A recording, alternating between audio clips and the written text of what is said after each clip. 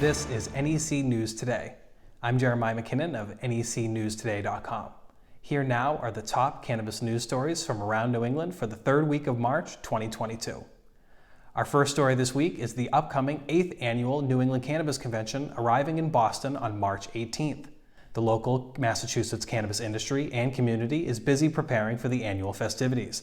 This year's convention will be taking place at the Heinz Convention Center from March 18th to the 20th. Attendees can learn about the Massachusetts cannabis industry from a number of vendors and speakers throughout the weekend. The exhibitor list includes dispensaries, cultivators, delivery companies, labs, nonprofits, manufacturers, and all kinds of ancillary businesses. One of the highlights of the convention will be a talk on Friday at 11 a.m. from Cannabis Control Commission Executive Director Sean Collins. He will present about creating modern government to support legalization and industry innovation. Tickets are available online. For 25% off your ticket, check out using the coupon code ELEVATE25, which has been posted publicly by Elevate New England.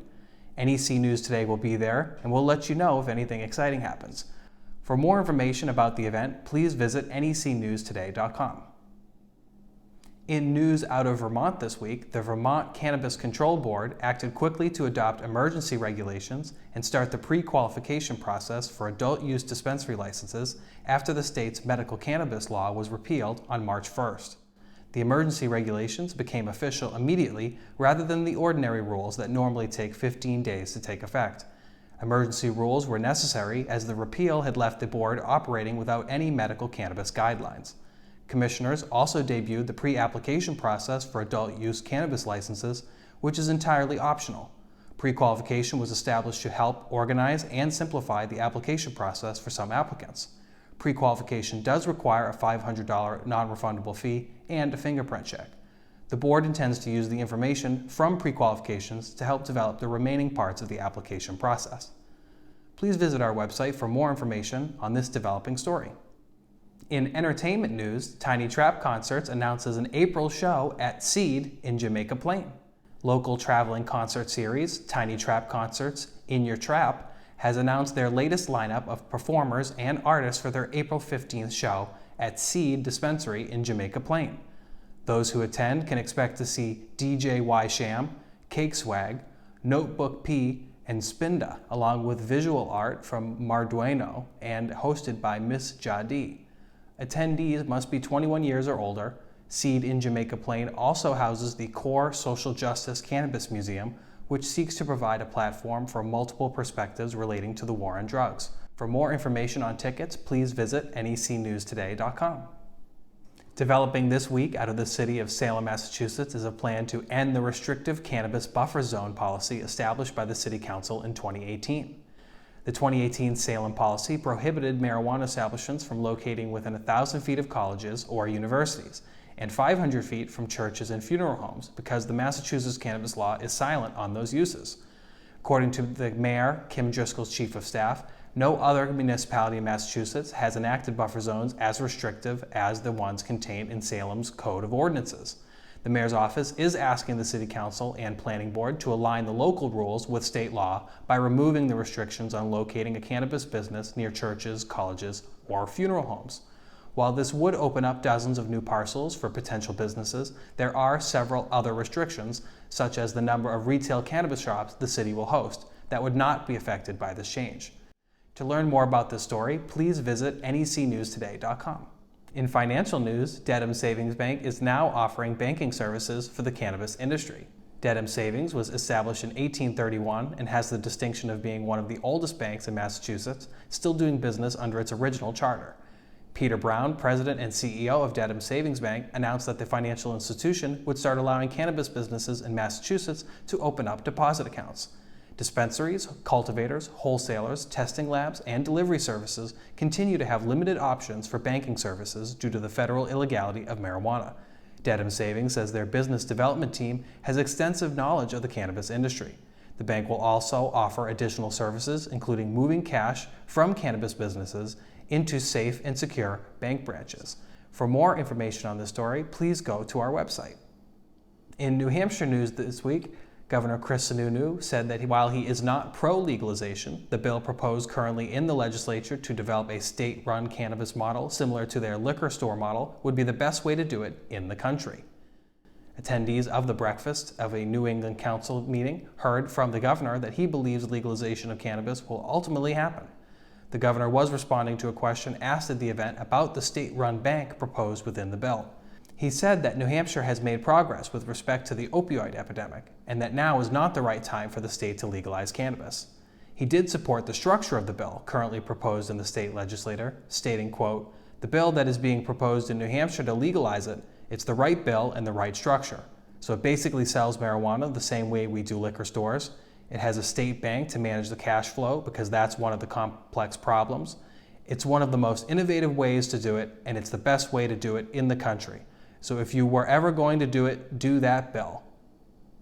While it may not pass in the Senate this session, what the governor said is a signal that he may not veto it if it does pass. To learn more about this development, go to necnewstoday.com.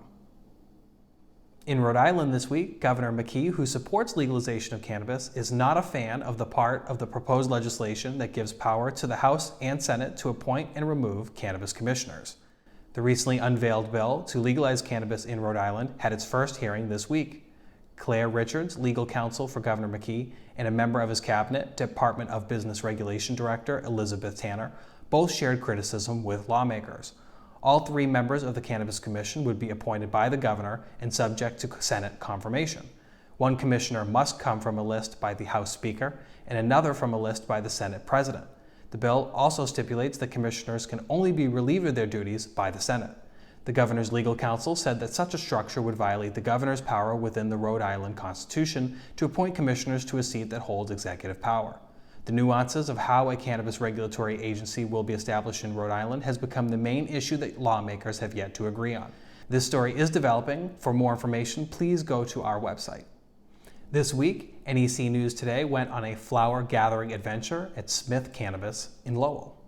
The animal mints were the highlight of the experience, as well as the helpful staff in finding some of the freshest product. We tried 4 strains in all. For a complete review, including photos of the experience, please visit necnewstoday.com. In other Massachusetts news this week, Representative Seth Moulton has filed a bill to improve the policy around medical cannabis at the Department of Veterans Affairs. Rep. Seth Moulton of the Massachusetts 6th Congressional District recently filed legislation in the Congress to establish a policy on medical cannabis for the VA. Rep. Moulton is a former Marine Corps officer who believes in taking steps to improve the lives of veterans across the country. The bill would require healthcare providers at the VA to acknowledge medical cannabis use as a legitimate form of treatment. The bill would also protect veterans from losing their benefits and providers who discuss cannabis use from repercussions. Today, many veterans choose not to discuss their medical cannabis use with VA officials due to the federal illegality and the risk of losing benefits.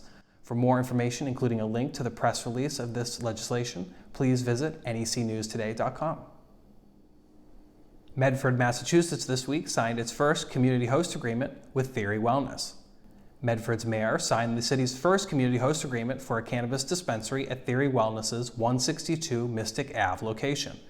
Out of 9 dispensary applicants, Theory Wellness received the highest score from the city's Cannabis Advisory Committee. This is the first of 3 host agreements that the city will make available for adult-use cannabis retail establishments.